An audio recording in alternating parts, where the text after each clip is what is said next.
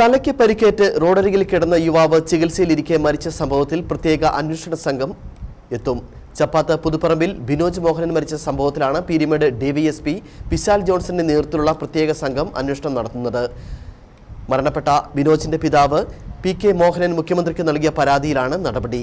കേസന്വേഷണം 4 മാസത്തിനകം പൂർത്തിയാക്കി റിപ്പോർട്ട് നൽകാൻ മനുഷ്യാവകാശ കമ്മീഷനും ജില്ലാ പോലീസ് മേധാവിക്ക് നിർദ്ദേശം നൽകിയിട്ടുണ്ട്.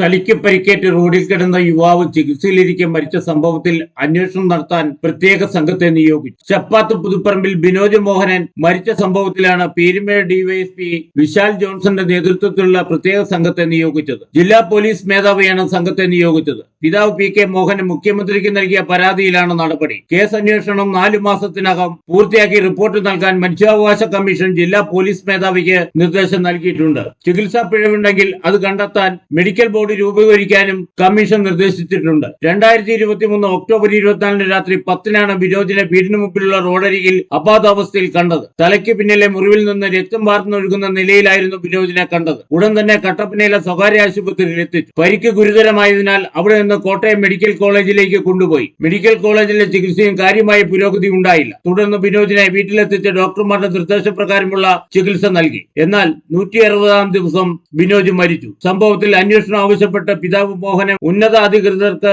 പരാതി നൽകി. മനുഷ്യാവകാശ കമ്മീഷന്റെ സിറ്റിംഗ് തൊടുപുഴ വെച്ച് നടന്നു.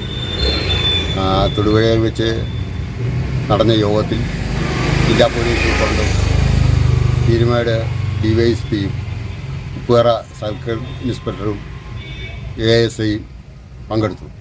കമ്മീഷന്റെ നിർദ്ദേശപ്രകാരം ഒരു അന്വേഷണത്തിനെ പ്രഖ്യാപിക്കാൻ പോലീസ് സൂപ്രണ്ടിനോട് ആവശ്യപ്പെടുകയും അങ്ങനെ ഒരു ഇത് വന്നതായിട്ടുമാണ് അറിയാൻ സാധിച്ചത്. ഒരു മെഡിക്കൽ ബോർഡ് രൂപീകരിക്കണമെന്നും കമ്മീഷൻ നിർദ്ദേശിച്ചിട്ടുണ്ട്.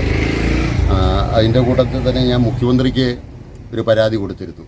ആ പരാതിയുടെ അടിസ്ഥാനത്തിൽ മുഖ്യമന്ത്രിയുടെ അന്വേഷണ സംഘം രൂപീകരിച്ച് SP-യുടെ നേതൃത്വത്തിൽ ഒരു അന്വേഷണ സംഭവ ദിവസം സന്ധ്യയ്ക്ക് ചപ്പാത്ത് ടൗണിലേക്ക് ബിനോജ് പോയിരുന്നു. പരിക്കേറ്റ നിലയിൽ കണ്ടെത്തിയതിന് തൊട്ടു മുൻപ് ടൗണിൽ നിന്ന് വീട്ടിലേക്ക് തിരിച്ചു വരുന്ന CCTV ദൃശ്യങ്ങൾ പോലീസിന് ലഭിച്ചു. എന്നാൽ പിന്നീടുള്ള കാര്യങ്ങൾക്ക് തെളിവ് ലഭിച്ചില്ല.